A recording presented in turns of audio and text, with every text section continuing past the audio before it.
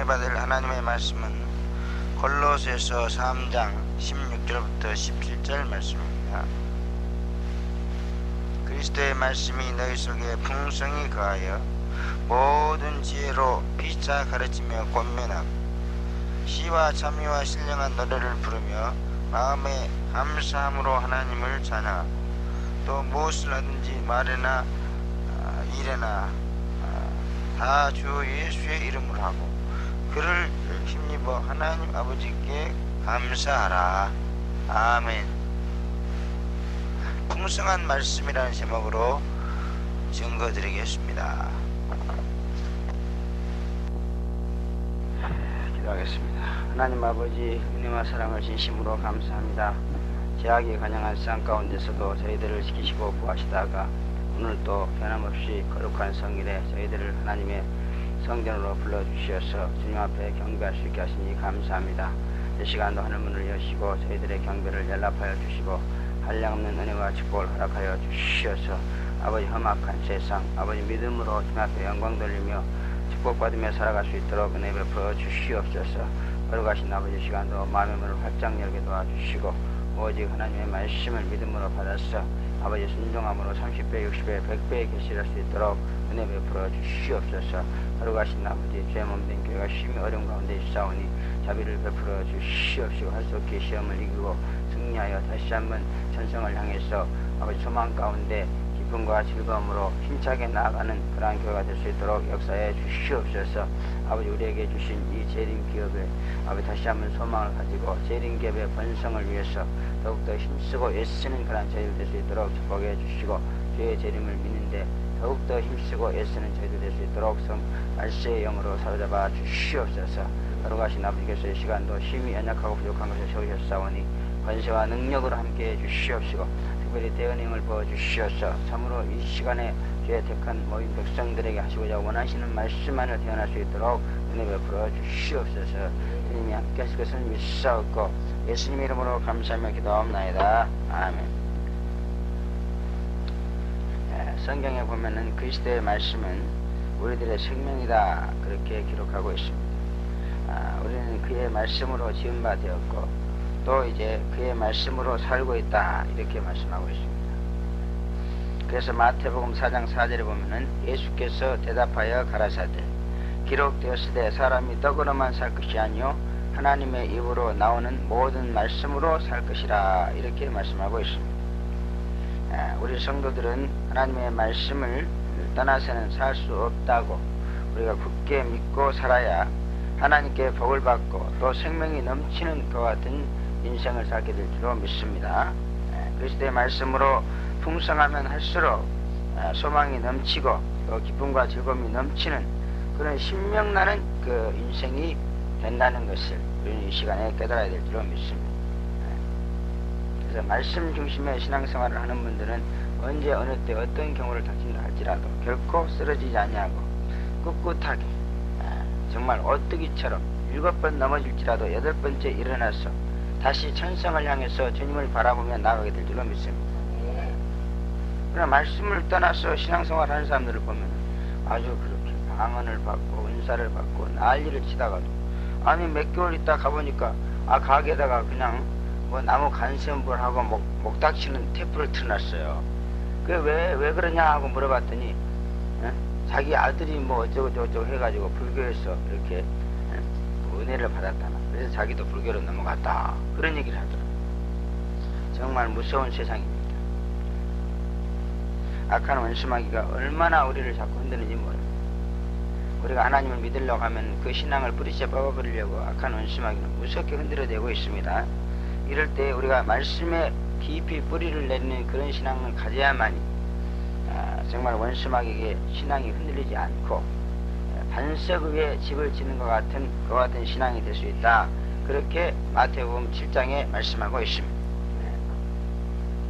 그 말씀을 열심히 배워서 그 말씀을 지키는 그와 같은 삶을 해야만 통해서 어떤 풍파가 몰아온다 할지라도 무너지지 않는 반석 위에 집을 짓는 성도가 된다. 그렇게 말씀하고 있죠. 그러나 말씀의 뿌리를 내리지 않는 그와 같은 신앙은 마치 모래 위에 지은 집, 다시 말해 사상 누각과 같아서 조그만 어려움과 시련이 온다 할지라도 완전히 그 집이 무너져 버린다 그랬습니다. 그리고 집이 무너지면은 육신의 집이 무너진 것보다도 신앙의 집이 무너지면 더 요란하고 엄청난 것과 같은 고통을 당하는 것을 볼 수 있습니다. 요즘에 뭐 지진이다 뭐 이래가지고 세계적으로 육신의 집이 무너져서 아주 참사를 우리가 눈에 목도하고 있습니다만, 그것보다 더 무서운 것이 신앙의 집이 무너지는 것입니다. 그러므로 우리는 정말 이 신앙의 집을 굳게 지켜야 될 줄로 믿습니다. 그리고 또 이 신앙의 집이 무너지면은 또 육신의 집도 무너지게 되는 것 같아요. 자관 우리는 말씀이 풍성하여 정말 생명력이 그 강인한 성도가 되어서 정말 죽음의 세력이 난무하는 이 약한 세상 가운데서 모든 죽음의 세력을 이기고 승리하는 그러한 성도가 되어지기를 바랍니다. 또 그 살만 나지 않는 그러한 성도들도 쓸데없이 다른 것으로 살맛을 내려고 하지 말고 생명이신 그리스도의 말씀으로 풍성케 해서 정말 이 살맛이 충만한 그 풍성해지는 그러한 삶을 추구해야 될 줄로 믿습니다.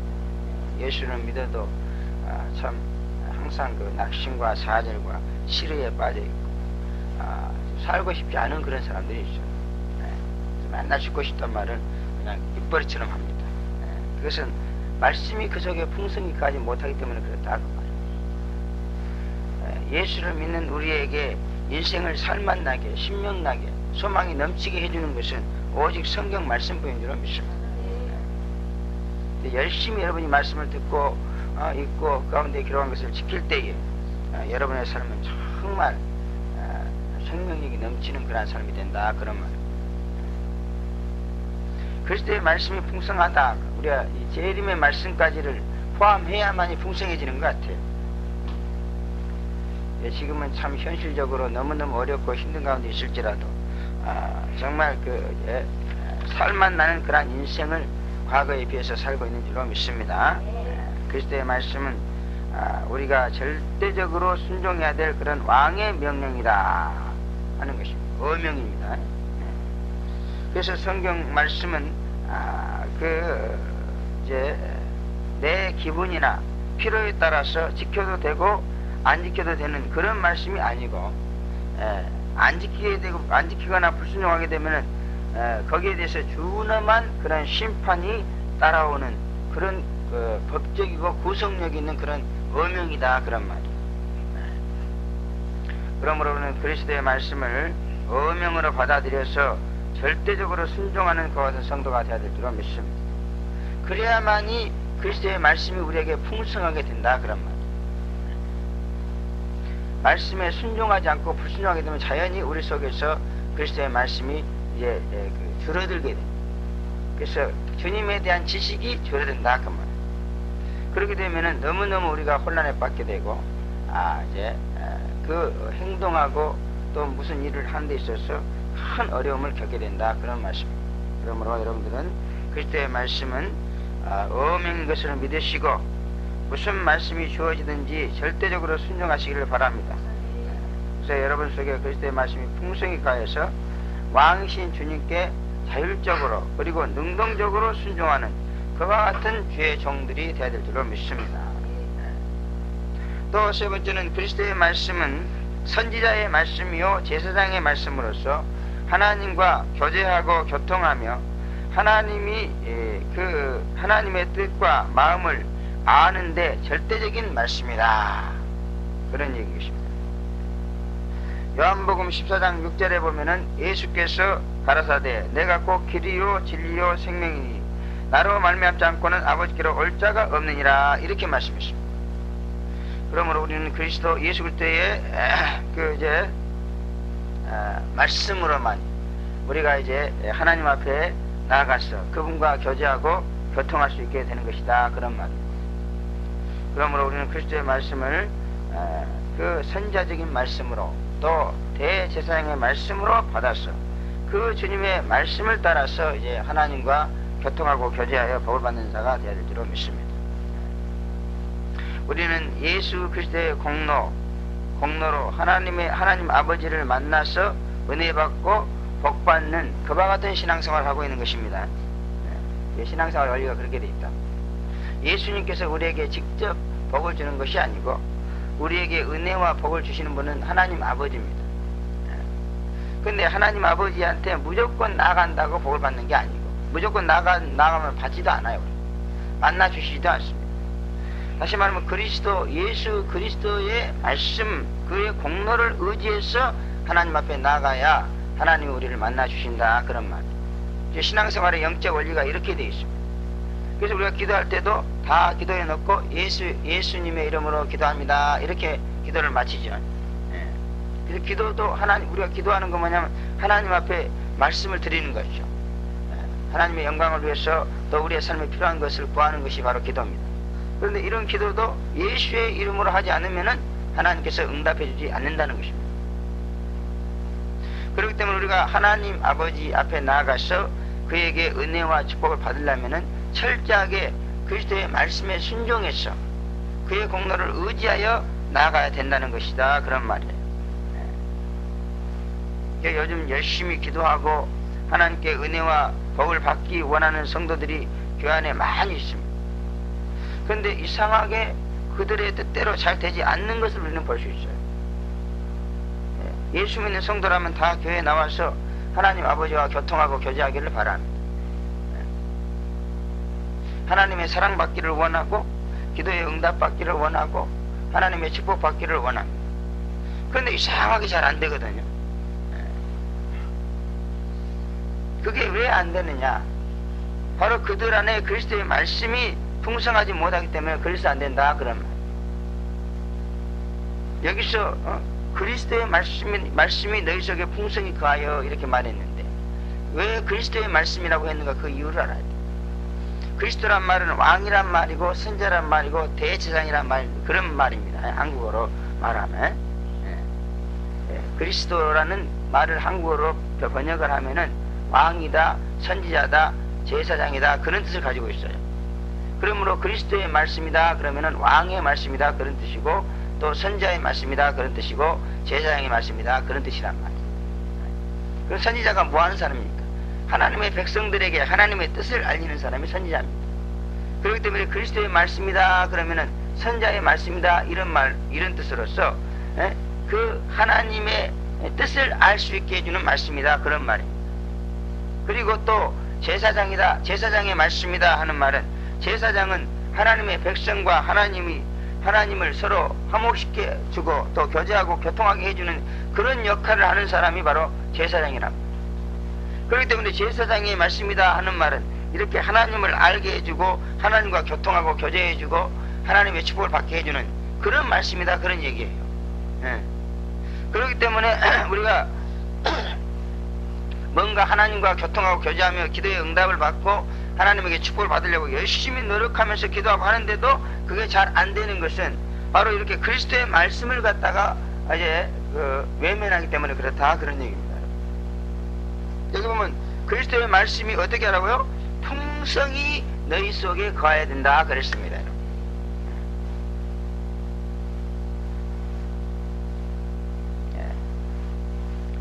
그 요한계시록은 완전히 그리스도의 말씀인데 이 말씀을 빼놓고 하나님에게 은혜 받고 축복받으려고 하니까 잘 안 된다, 저는 이런 생각을 하게 됩니다. 그래서 요한계시록을 빼놓고 정말 주님의 말씀을 따라서 하나님과 교제하려고 그러면은 그 그리스도의 말씀이 풍성하지 못하기 때문에 결국 하나님과 교통하고 교제하고 하나님 앞에 은혜 받고 축복받는 일이 잘 안 된다, 그런 말이에요. 그렇기 때문에 오늘날 교회 안에 보면은 하나님 앞에 은혜 받고 사랑받고 또 이루려고 하는 그 같은 성도들은 무지무지하게 많고 또 그런 분들이 우리 옆에서 아주 열심히 특심합니다. 그래도 이상하게 잘 안 된단 말이에요. 마음속에 항상 허전하고 뭔가 영적 공허로 인해서 괴로움을 당하고 있는 것을 볼 수 있습니다. 이것은 바로 그리스도의 말씀이 풍성하지 못한 이유 때문이요, 또 그 그리스도의 말씀이 풍성하지 못한 것은 바로 요한계시록 말씀을 빼놓고 하나님을 믿으려고 하기 때문에 그렇다, 그런 얘기입니다. 여러분은 여기서 정말 원하기만 한다면은 정말 그리스도의 말씀으로 풍성히 거할 수 있는 줄로 믿습니다. 그리고 그 어디에서도 받을 수 없었던 그와 같은 은혜를 여기서는 분명히 받을 수 있습니다.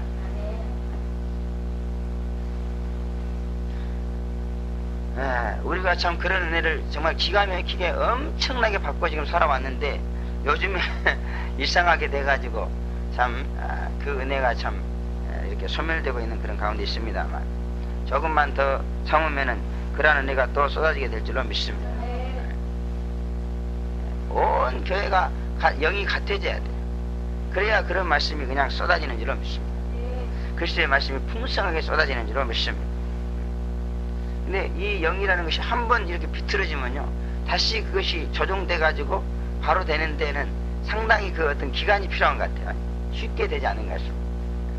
그래서 이 영의 판이라는 것이 있는데 이게 한번 비틀리거나 어그러지거나 깨지게 되면 다시 맞춘다는 것이 굉장히 어려워요. 우리 모두가 힘을 합해서 마음과 뜻과 이 모든 것이 하나가 되어야 될 줄로 믿습니다. 그러면 다시 하나님의 이 풍성한 그리스도의 말씀이 쏟아지고 풍성한 그리스도의 말씀이 우리 속에 거하게 되면 우리는 분명히 놀라운 하나님의 은혜를 받게 되고 특별히 주님과 교통하고 교제하는데 풍성한 은혜를 받게 될 줄로 믿습니다. 그리스도의 말씀으로 풍성하여서 모든 지혜로 가르치고 권면하라 이렇게 네 번째는 말씀하고 있습니다. 그리스도의 말씀으로 풍성하여 모든 지혜로 가르치고 피차 가르치고 권면하라 이렇게 말씀하고 있습니다. 그리스도의 말씀이 풍성해야 모든 일에 지혜로운 자가 된다 그렇게 첫째 말하고 있죠. 지혜와 지식은 뗄래야 뗄 수 없는 그런 상호 보완적인 관계를 가지고 있다. 저는 그렇게 생각합니다. 지혜가 있어야 지식을 얻을 수 있고 또 지식이 있어야 모든 일을 지혜롭게 할 수 있다. 그렇게 보는 것입니다. 그래서 말씀의 지혜와 지식의 은사는 항상 함께하는 줄로 믿습니다. 참 지혜가 없으면은요 참된 지식을 얻지를 못해요. 또 참된 지식이 없으면은 참된 지혜는 나오지 않는 것입니다. 그래서 그리스도의 말씀으로 풍성해야만이 이제 모든 지혜가 나온다 그런 말이에요. 그리스도의 말씀은 우리에게 모든 일을 하나님의 뜻대로 할 수 있는 그러한 참 지혜를 주는 줄로 믿습니다. 그래서 말씀이 풍성해야만이 뭔가 현실 속에서도 하나님의 뜻대로 할 수 있는 그런 지혜가 팡팡 쏟아지는 줄로 믿습니다. 그리스도의 말씀이 우리 속에 풍성해지면 질수록 우리는 더욱더 완전하게 하나님의 뜻을 성취할 수 있는 참된 지혜자가 되는 것이다. 그런 말씀입니다. 세상에는 두 가지 지혜가 있다고 성경은 말하고 있습니다. 야고보서 3장 15절부터 18절에 보면은 첫째는 세상적이요 정욕적이요 마귀적인 지혜가 있는데 이런 지혜자들은 마음속에 독한 시기와 다툼이 있으며 또 자기 자신을 자랑하며 진리를 거스려 거짓말하는 자요 또 요란하게 악을 행하는 자다 이렇게 말씀하고 있습니다. 또 두 번째 지혜는 위로부터 난 지혜로서 첫째는 성결하고 다음에는 화평하고 관용하고 양순하며 긍휼과 선한 열매가 가득하며 거짓과 편백이 없다 이렇게 말씀하고 있습니다. 정말 이 두 가지 지혜를 우리가 비교해 볼 때 우리는 이 첫째 지혜는 적극적으로 대적해서 물리치고 두 번째 위로부터 나오는 이 지혜는 참 적극적으로 받아들이는데 열심을 내야 될 것 같습니다. 그리스도의 말씀은 위로부터 난 지혜입니다. 이 지혜가 풍성해서 하나님의 선하시고 인자하시고 거룩하신 뜻을 이루어 화평으로 심어 의의 열매를 맺으시는 그와 같은 저와 여러분이 되기를 주의 이름으로 축원합니다. 또 그리스도의 말씀으로 풍성하여서 피차 가르치고 권면하라 이렇게 말씀하고 있습니다. 교회 안에서 성도들끼리 피차 가르치고 권면하는 것 이것은 하나님의 뜻이 분명한 줄로 믿습니다. 그래서 교회 안에서 우리는 정말 만나게 되면은 하나님의 뜻이 일하기 때문에 자기 자신도 모르게 서로 가르치고 권면하고 이렇게 하고 있는 것을 볼 수 있습니다. 그래서 교회에서 성도들끼리 서로 피차 가르치고 권면하는 것은 하나님의 뜻이다. 성경적이다. 그런데 여기 아주 중요한 전제 조건이 하나 달렸어요. 그것이 뭐죠? 그리스도의 말씀이 너희 속에 풍성히 거하여 모든 지혜로 피차 가르치고 권면하라, 이렇게 말씀하고 있다고.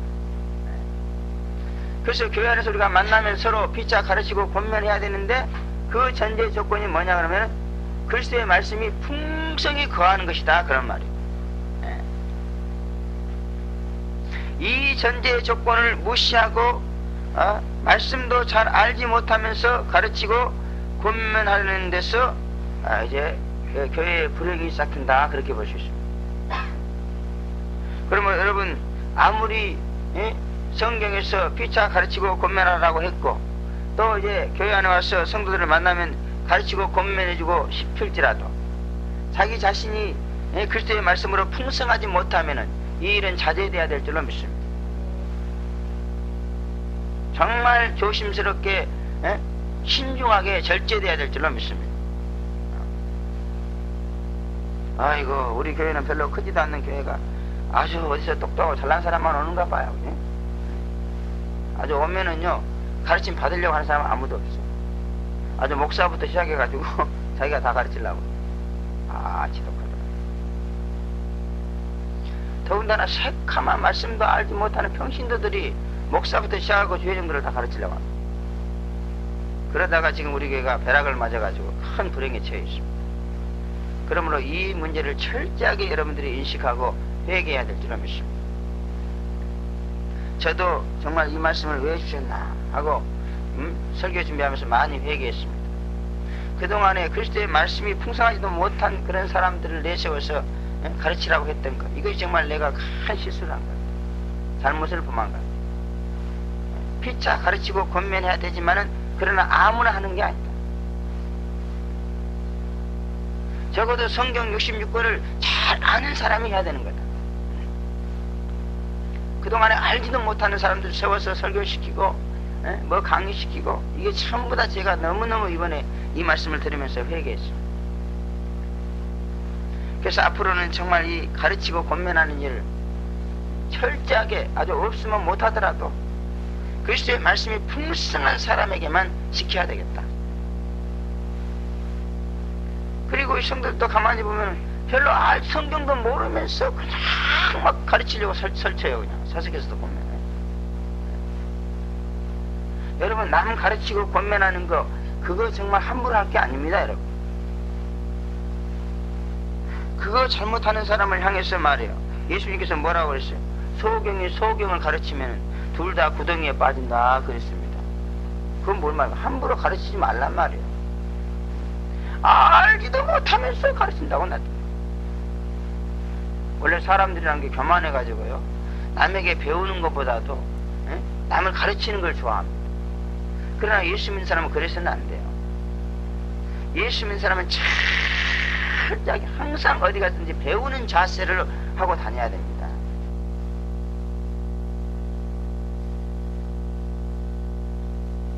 뭐 신앙생활 잘하고 아는 게 많다. 배울 생각은 안 해. 가르치려고만 하죠. 더군다나 여기 오는 사람들은요, 아주 교회가 손바닥만 하고 우습게 여기지거든. 대책교회 조그만 교회. 그리고 원래 이 사람들의 숫자가 작으면 작을수록 축적되어 있는 지식이 약합니다. 그건 어쩔 수 없는 거예요. 그래서 벌써 50명, 500명 모인 교회가 축적하고 있는 지식과 1000명이 모인 교회가 축적 다릅니다. 그래서 개척교회에서 목사 노릇 하고 있는 개척교회에서는요, 목사 노릇을 하고 있어도 저 큰 교회 1000명 되는 그런 교회 집사들하고 비교를 해보면 오히려 이 1000명 되는 집사들이 더 잘합니다. 그건 어쩔 수 없는 현실이에요. 그래서 저도 그걸 극복하려고 열심히 노력합니다. 그러나 그게 참 잘 안 되는 거예요. 그래서 그런지는 몰라도 좌우간에 여기는 오면 우습게 보고 막 가르치려고 그러는데 안 돼요, 여기서는. 여기서는 정말 신지식이 선포되고 있습니다. 비록 교회는 조그맣고 정말 아는 것은 별로 없을지라도 완전히 하나님으로부터 직통 계시가 오는 것이에요, 여기가. 네?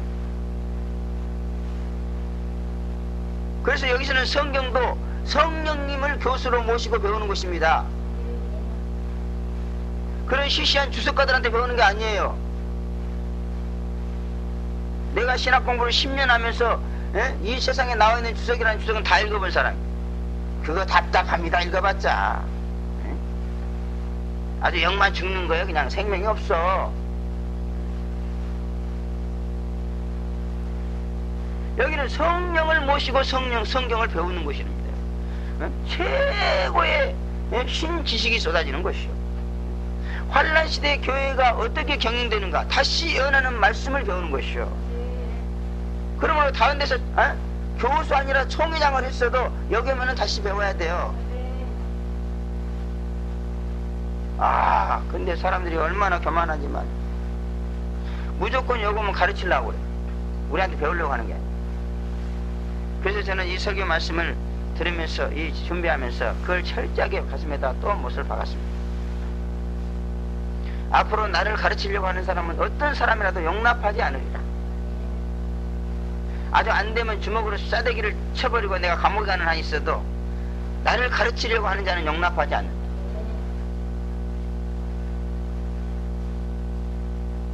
우리 교회를 가르치려고 하는 자는 용납하지 않는다.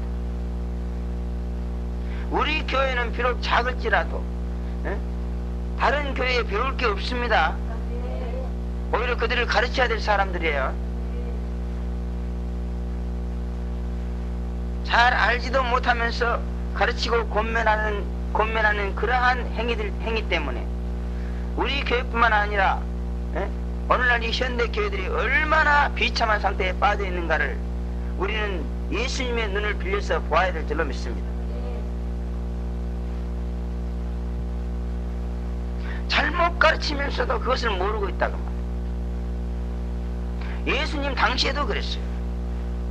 여러분, 예수님 당시에 바리새인이나 서기관이나 제사장이나 이런 사람들이 얼마나 무식한 사람들입니까? 그렇잖아요? 네. 가르치는 일이라면 둘째가라면 서로 하는 사람들이야. 유대인들이 세계에서 제일 머리가 좋은 사람들입니다.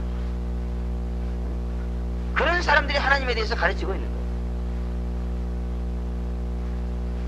그런데도 그들은 잘못 가르치고 있었어. 그러면서도 그것을 알지 못했어. 그러니까 인간이 그냥 똑똑하고 잘났다고 하면서도 얼마나 어리석은 데가 있는지 몰라요. 편벽스럽습니다. 편벽스러워. 한쪽으로 치우치기를 좋아한다.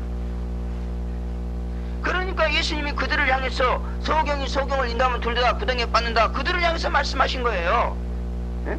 저와 여러분을 향해서 하는 게 아니고, 물론 우리에게도 유효합니다만, 그러나 그 말씀을 주신 장본인은 누구냐 그러면 그 똑똑하고 잘났다는 그들에게 준 거란 말이에요. 바리새인이나 서기관들에게 준 거라고 말이에요. 사도 바울이 얼마나 똑똑하고 잘난 사람입니다. 가말리엘 문화에서 공부한 사람입니다. 그러나 그가 열심히 가르친 그 가르침이 얼마나 잘못된 것이었습니까? 나중에 깨닫고 회개했으니까 망정이지. 그렇잖아?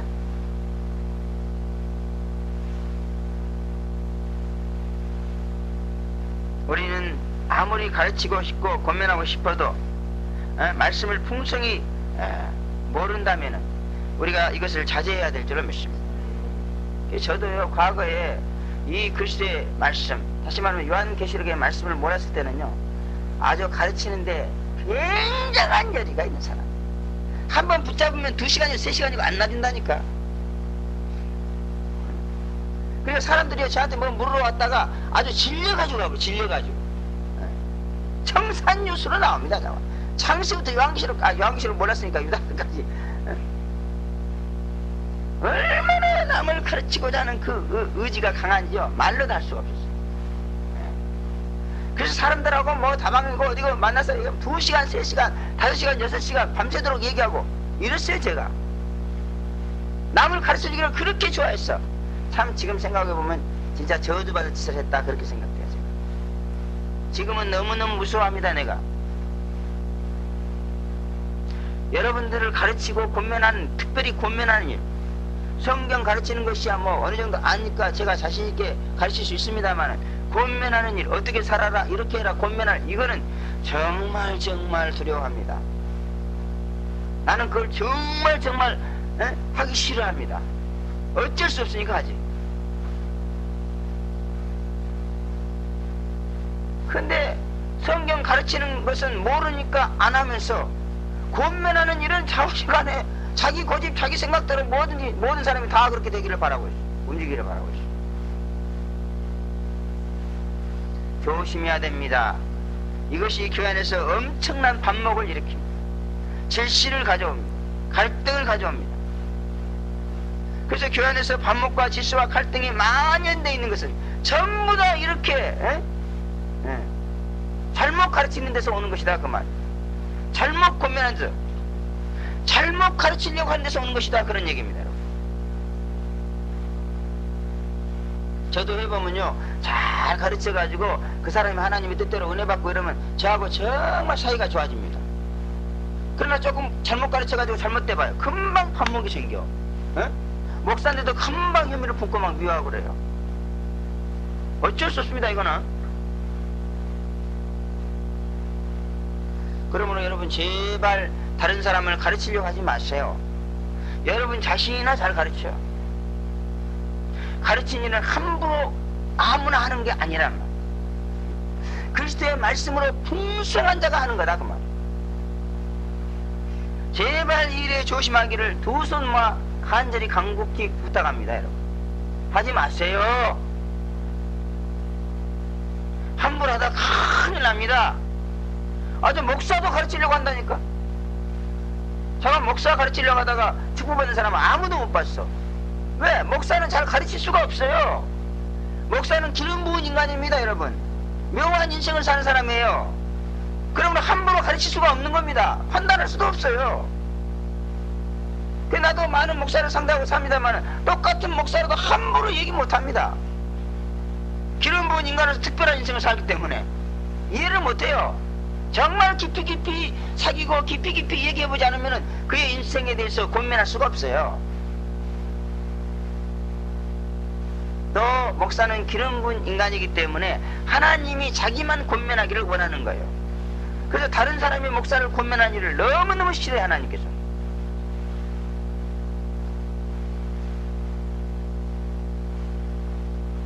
제발 다시 한번 간절히 부탁을 드리오니 다른 사람을 함부로 권면하지 맙시다.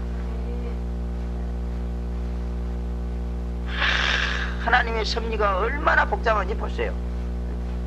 세계 60억의 인구가 얼굴 똑같은 사람이 없어요. 그런데 어떻게 우리가 권면할 수 있겠어요, 그들은? 참 사람을 권면하는 일 어려워요. 하나님의 그 사람을 향한 하나님의 섭리를 알아야 되는 겁니다. 정말 말씀이 충만하지 못하면은 그 사람의 섭리를 안다는 것은 불가능한 일입니다.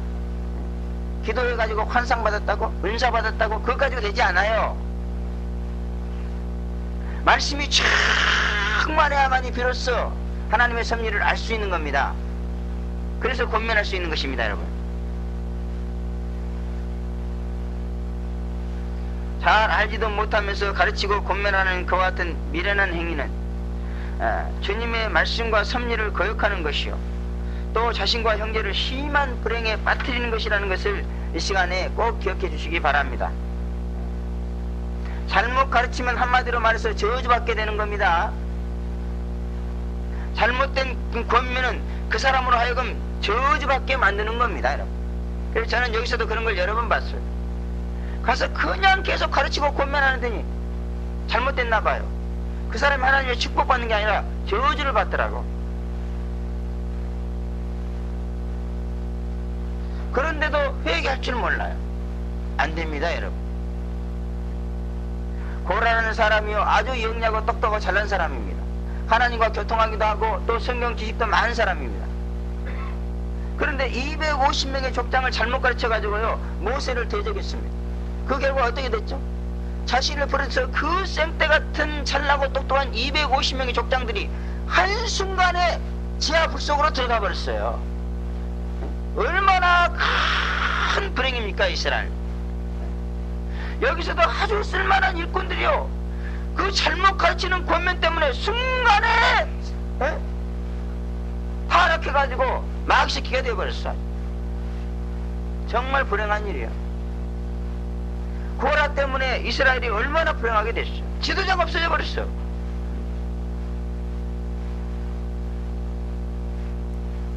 요즘에는 일꾼이 시간 말라가지고 예배 드릴 때 찬송할 사람도 없고. 사람 참 죽겠구만. 이것이 잘못 가르치고 권면한 데서 그 원인이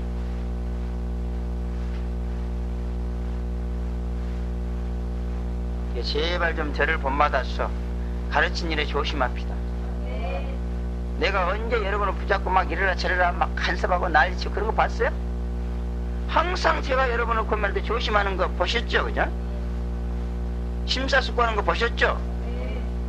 그래서 과거에는 뭐 물어보면 즉석에서 팍팍 얘기하고 그랬어요. 요즘은 그러지 않습니다. 알았어요. 내가 들었으니까 조용한 시간에 골방에 들어가서 하나님 앞에 물어보고 그때 내가 대답을 드릴게요. 이럽니다. 그래도 골방에 들어가서 하나님께 묻는 게 제일 정확하더라고. 그래서 골방 기도가 있는가 봐요. 여러분들 정말 골방에 들어가서 주님과 교제하면서 그 얻어낸 지식을 가지고 가르치고 그렇게 하세요. 아주 자기 기분 내키는 대로, 감정 내키는 대로 길길이 날뛰면서요. 그걸 누구 죽이려고 작정했습니까? 누구를 저주하려고 그냥 작정했어요? 우리는 믿음의 조상 아브라함의 후손입니다. 복을 비는 후손인 줄로 믿습니다. 어떻게든지 나로 인해서 다른 사람이 복을 받아야 돼. 제발 여러분으로 인해서 누군가가 영적으로 피해를 당하고 저주를 받는다면 그것이 얼마나 무서운 일입니까, 여러분? 정말 이것은 우리가 웃어넘길 일이 아닌 줄로 믿습니다.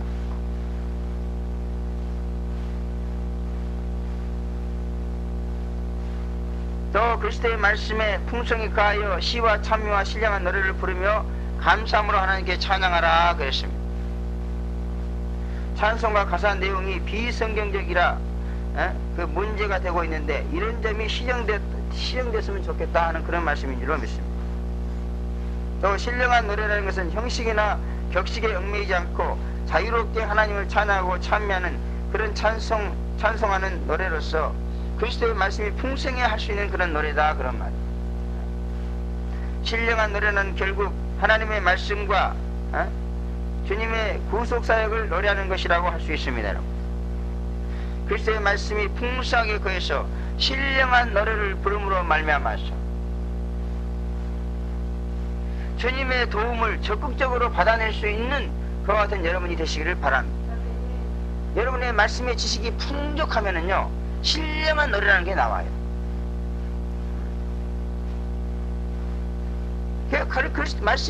말씀이 빈곤하니까 맨날 여기 찬송가에 나와 있는 노래나 부르지.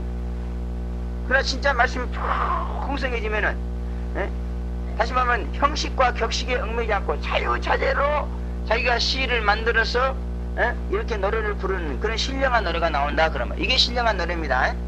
그래서 신령한 노래라는 것은 그냥 곡도 없고 가사도 없어요. 그때마다 자기가 마음대로 가사를 치고 마음대로 자기 감정 나는 대로 부르는 거, 이것이 바로 신령한 노래다 그런 말이에요. 이 신령한 노래를 부르면 어떻게 되느냐? 여러분 죽을 자리에 빠졌습니까? 신령한 노래를 부르면 거기서 살 길이 열리는 거예요. 그래서 신령한 노래는요 마치 이 하나님과 직통 전화하는 것과 똑같아요. 그래서 여기서 우리나라 대통령과 저 미국 대통령하고도요 한 나이라고 있고 직통 전화가 있잖아요, 그죠? 그게 필요할 때 직통 전화 딱 씁니다, 이렇게. 누구 거쳐가지를 않아.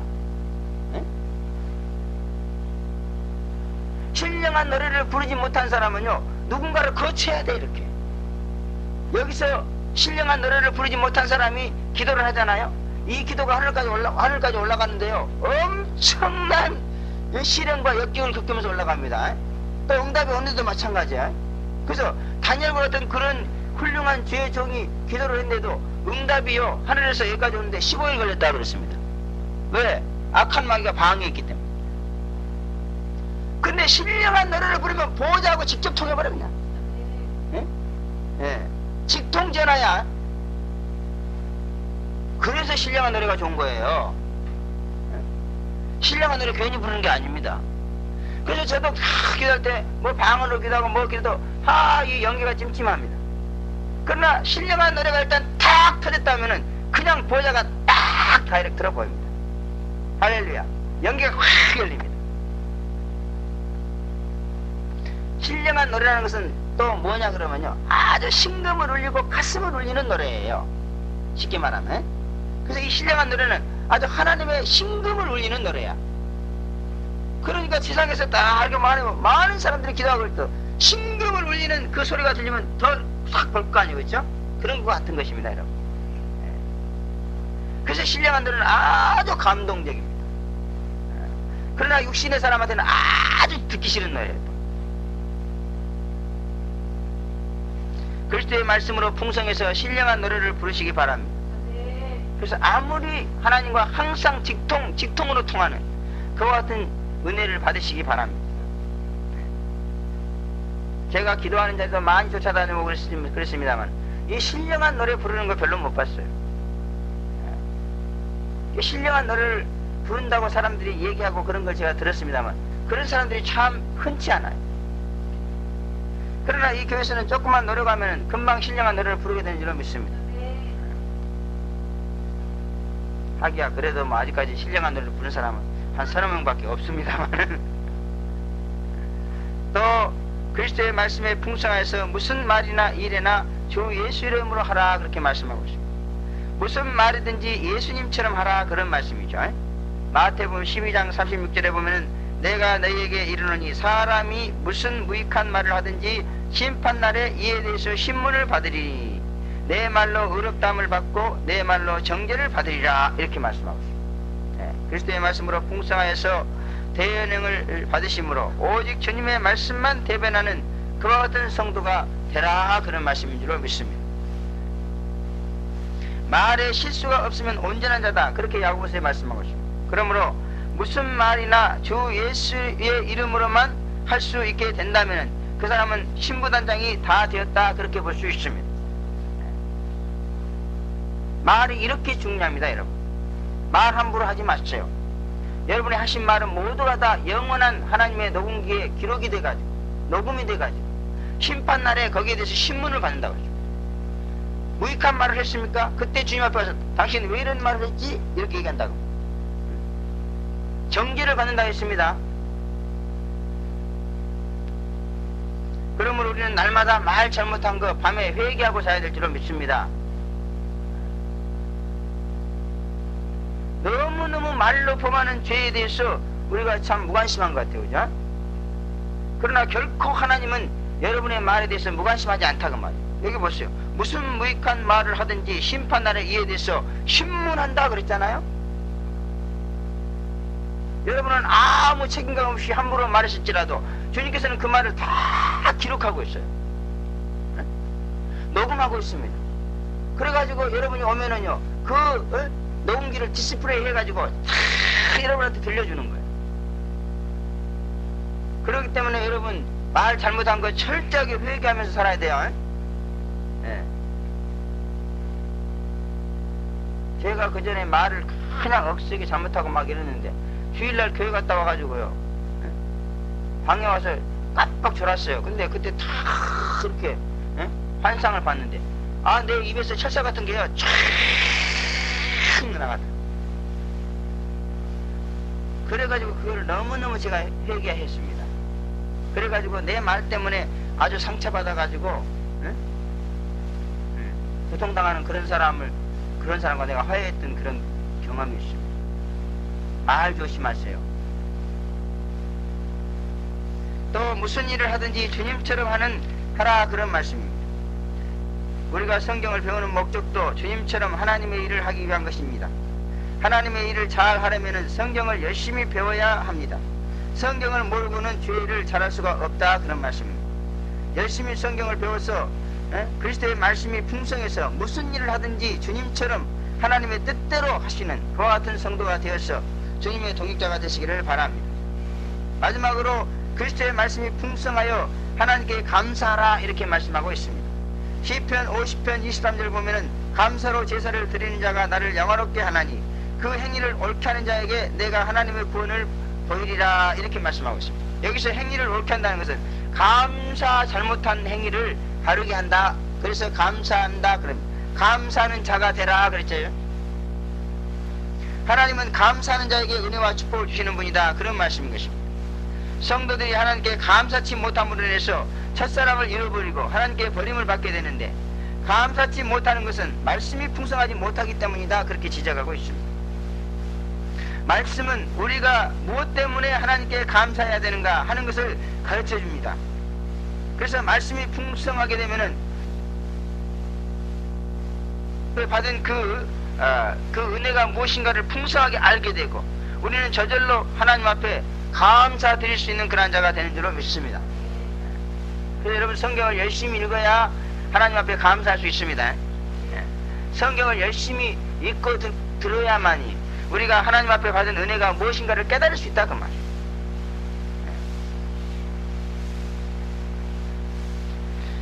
그리스도의 말씀으로 풍성해야 하나님께 은혜도 풍성하게 받을 수 있습니다. 그리스도의 말씀으로 풍성해서 모든 지혜로 피차 가르치고 권면하며 신령한 노래로 하나님을 찬양하고 감사함으로